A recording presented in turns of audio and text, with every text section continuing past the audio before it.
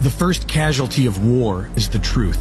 And if the American people knew the truth about U.S. interference in Ukraine, they might not be so eager to start World War III. During World War II, Western Ukraine sided with the Nazis. After the war, the CIA helped Ukrainian Nazis evade the Nuremberg trials and began operating with them within the Ukraine. After decades of CIA infiltration, the Ukrainian People's Movement emerged in 1989 and gave birth to extremist groups Svoboda, Trident, and Right Sector, neo-Nazi groups pushing for the ethnic cleansing of Ukraine, extremist groups cultivated by the CIA, supported by the U.S. State Department, and used by the IMF to bring Ukraine to heel.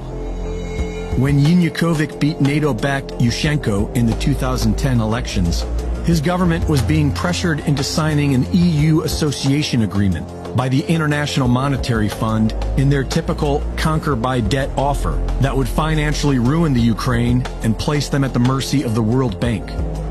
Yanukovych declined their offer.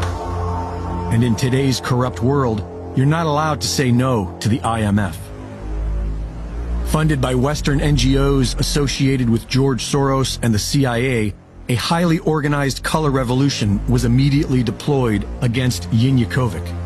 Leaked phone calls reveal that the U.S. State Department was orchestrating this coup d'etat from within the U.S. Embassy, with support from Vice President Joe Biden. Sullivan's come back to me, VFR, saying you need Biden, and I said probably tomorrow for an attaboy and to get the deets to stick. So okay. Biden's willing. So you had this remarkable phone call where you have these two senior officials of the U.S. government apparently talking about a coup, or how they were planning to restructure the government of Ukraine. Fuck the EU. No, exactly. Supporting a criminal war against Russia does not make you a patriot. It makes you a useful idiot of the globalist banking cartel. The very same entities waging war on all of humanity with vaccine passports and experimental jabs. The world's biggest investment fund says the war in Ukraine has put an end to globalization as we know it. Larry Fink is the chief executive of BlackRock.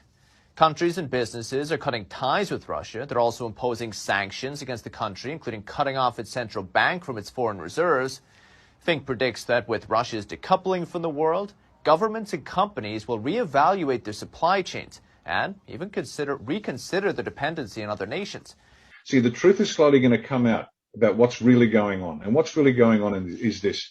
The Ukraine has been the center of the globalists for decades and decades and decades, 70 years at least. CIA, which is not a good organization, they're the implementers of deep state, let's say. They've been working in the Ukraine for 70 years, building up a resistance to everybody and everything. Why? Because they needed to bring the Soviet Union down, but they also want the resources that are in the Ukraine. That's what this is all about. Particularly Eastern Ukraine, massive natural resources that CIA goes in, gets control of, and American business interests, and they're not business, they're just robber barons. They're not legitimate businessmen. They just want to steal, and that's what goes on. And so they're taking that away from Russia and the Ukraine.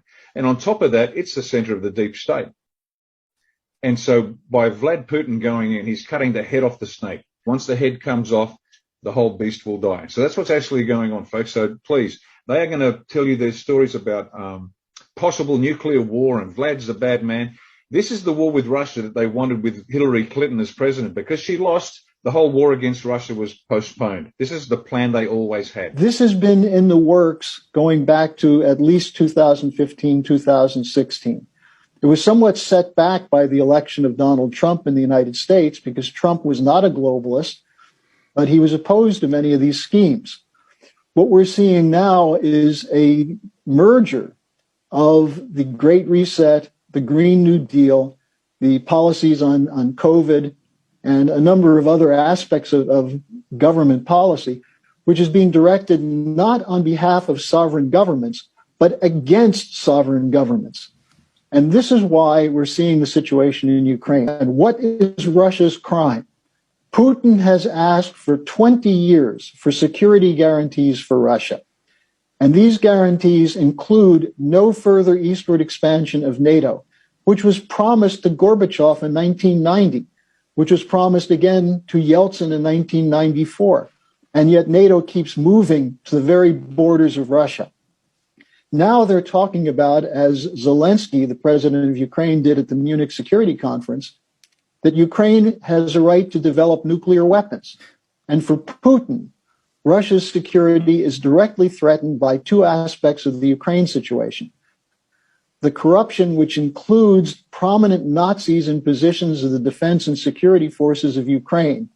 The European Union actually acknowledged in 2018 that the defense and security forces of Ukraine were heavily infiltrated by neo-Nazis, marching behind the banners of the Ukrainian SS, which joined Hitler in the 1940s. And when Putin said you need a denazification of Ukraine, he was called crazy. But the idea of a government, a corrupt government, being used not to defend the Ukrainian people's freedom and sovereignty. And I hate to see what's being done to the people of Ukraine right now in this war.